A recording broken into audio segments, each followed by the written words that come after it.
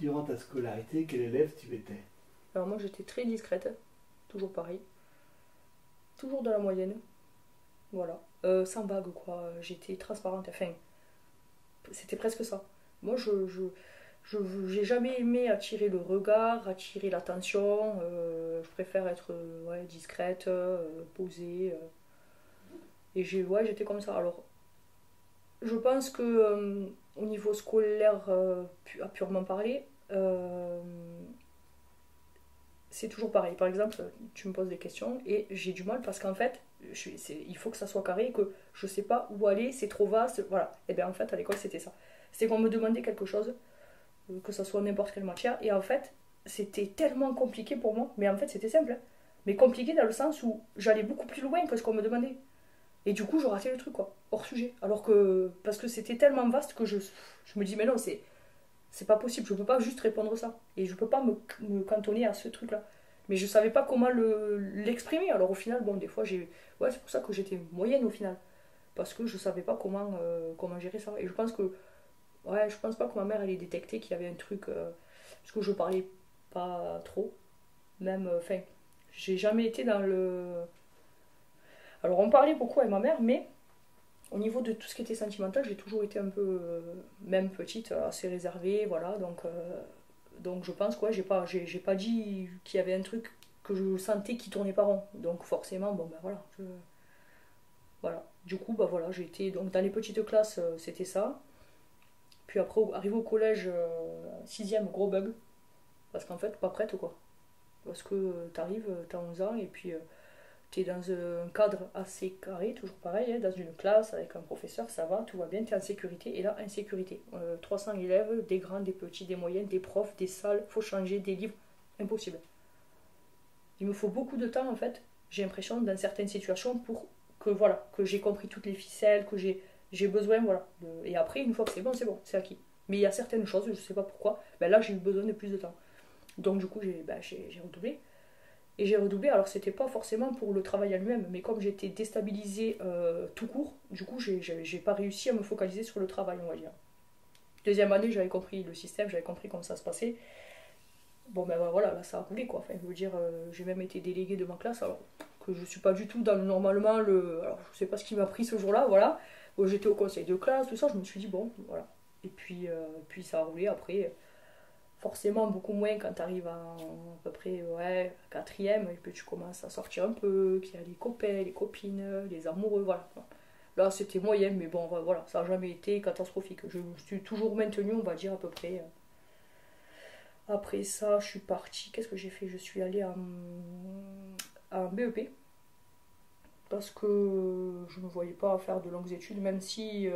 Parce que c'est après. Moi je pense pas qu'à 15 ans tu saches ce que tu veux faire, quoi, clairement. Enfin, honnêtement, choisir un cursus professionnel à 15 ans, je trouve ça tellement. Mais. Enfin, je sais pas, impossible. Donc, du coup, je savais que j'aimais. J'étais déjà maternelle en fait. Je m'occupais de ma cousine qui était un bébé. J'aimais tout le côté, voilà, sage-femme. Bébé, mais petit en fait. Vraiment, c'était mon truc, les petits bébés. Donc, j'ai fait du service à la personne parce que je me suis dit peut-être travailler en crèche. Donc, j'ai fait 2 ans de BEP, j'ai eu mon BEP. Et après ça, j'ai fait le bac pro, en fait, j'ai continué.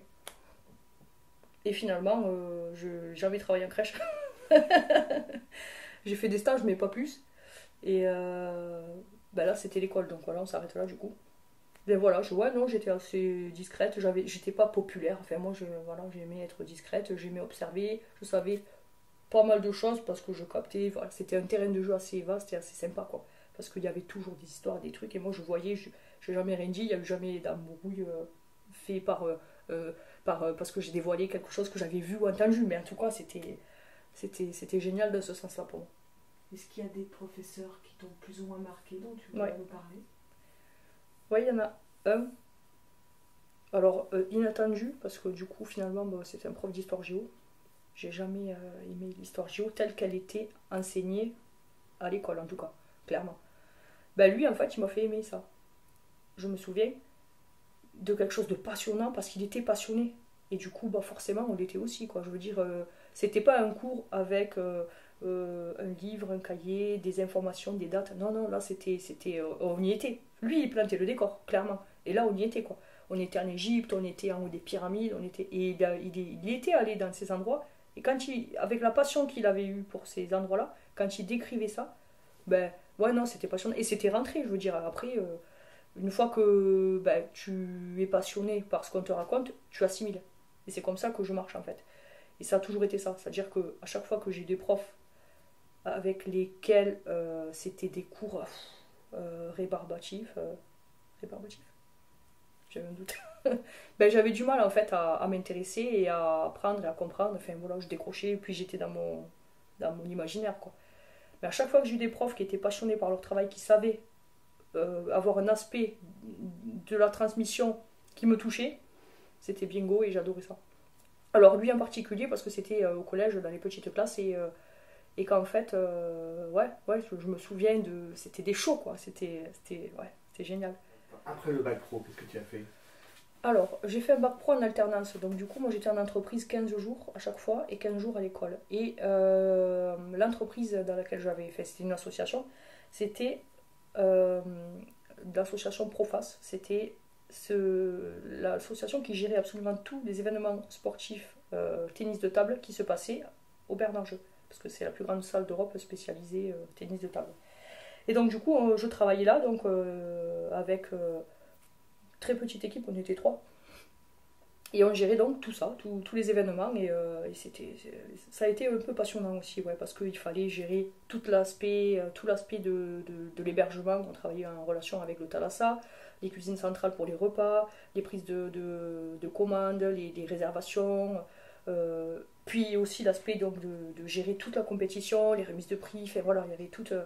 Ouais, ça a été juste, je crois, 2 ans. La dernière année de mon bac pro. Et après, j'ai été embauchée en fait, et je suis restée 1 an. Mais c'était pour commencer en entrée en matière, je pense que c'était bien. Et après cette expérience-là, tu as fait quoi? Alors avant ça, j'avais fait des petits boulots saisonniers, castration du maïs. J'étais un peu allée à la vigne avec ma mère évidemment, parce qu'il fallait qu'elle me montre un peu ce que c'était le travail de l'autre côté aussi, parce que c'est important, je trouve, d'avoir toutes les facettes. J'avais fait un peu ça, et après ça, j'ai fait quoi? J'ai travaillé, je crois, dans un supermarché. J'ai travaillé à Champion à l'époque, c'était. Donc je suis un peu passée dans quasiment tous les rayons, à part la mise en rayon à proprement parler. Donc la poissonnerie, la charcuterie, fromage, fruits et légumes. Voilà, je fais un peu, je remplaçais un peu, voilà, j'étais là jusqu'au moment où après j'ai trouvé une autre place. J'ai été secrétaire dans une pharmacie à Balaruc. Je suis restée quelques mois. Ça s'est pas forcément bien passé avec la gérante de cette pharmacie. Donc voilà, j'y suis restée. Mais pareil, une très bonne expérience en fait. J'ai appris beaucoup de choses. Et au final, ouais, c'est un peu ça. Quand j'ai un peu fait le tour et que j'ai compris à peu près, voire plus profondément, comment ça se passe et comment c'est géré et comment on fonctionne. J'ai fait le tour, j'ai appris, c'est bon, c'est terminé, ça m'intéresse plus trop. Donc ouais, ça c'est un aspect aussi de ma personnalité. Je m'ennuie vite, en tout cas dans les domaines du boulot, ouais, c'est compliqué. Et après, donc, qu'est-ce que j'ai fait? J'ai travaillé à Carrefour, à Balaruc. C'était entrecoupé par d'autres, enfin voilà, un peu à droite à gauche. Et puis finalement, bon, ben, un jour, je m'y suis posée parce qu'ils m'ont proposé un CDI, donc voilà. Alors c'était pas le métier de mes rêves, hein, loin de là. Mais en tout cas, voilà, j'y suis restée parce que à un moment donné, tu veux construire ta vie. On voulait avoir des enfants, il fallait de la stabilité, donc voilà. Donc CDI, voilà. Jusqu'au moment où j'ai osé me lancer et où je suis devenue tatoueuse. Et j'ai démissionné du coup pour vivre pleinement de cette passion. Parmi les métiers que tu as exercés, lequel tu retiens? Alors, évidemment, celui que je fais en ce moment, c'est exactement là où je dois être. Mais si je devais dire que j'ai retenu un métier en particulier par rapport à une personne, c'est quand j'étais donc dans l'association pour gérer la Bernard-Jeu. Parce que le directeur donc, de cette association avec qui j'ai travaillé, je pense que c'était quelqu'un pareil où j'ai beaucoup appris finalement. Il était hyper ouvert, on a beaucoup discuté. très sympathique, voilà, un homme qui avait quand même un certain âge, donc qui avait de l'expérience, qui avait traîné un peu comment traîner, sa bosse. Donc voilà, qui finalement avait des choses à apprendre. Et vu que c'est ce que j'aime, l'expérience, là il y a eu un vrai feeling, et voilà. C'est ça que je retiendrai. Alors, qu'est-ce que cette expérience t'a apporté personnellement et qu'est-ce que maintenant ton travail en tatou t'apporte personnellement? Alors, qu'est-ce que ça m'a apporté personnellement? Ce travail-là, c'est alors une certaine rigueur au final, puisque c'est un de mes premiers boulots. Donc forcément, bah, tu apprends les horaires, tu apprends euh, les codes quand tu réponds au téléphone et que tu as un métier. Enfin, il y avait quand même beaucoup de secrétariat à faire.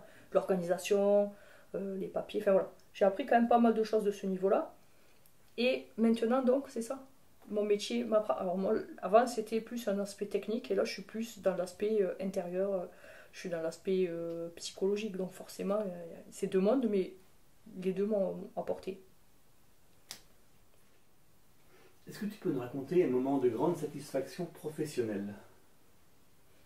Ah ben, c'est simple. J'en ai souvent finalement, parce que à chaque fois que je finis un tatouage, que la personne se lève, va devant le miroir et voit le tatouage, et quand je vois la petite étoile qui brille dans son œil de satisfaction, et qu'elle te dit, cette personne, mais c'est merveilleux, je voulais ça, c'est exactement ce que j'avais en tête. Et c'est ça. C'est exactement ce que j'avais en tête. Alors ça, je crois que tu peux pas avoir mieux en fait. Parce qu'il faut justement qu'elle ait exactement ce qu'elle avait en tête. C'est pas toi qui dois... tu crées quelque chose, mais tu crées quelque chose par rapport à des codes précis que la personne te souffle.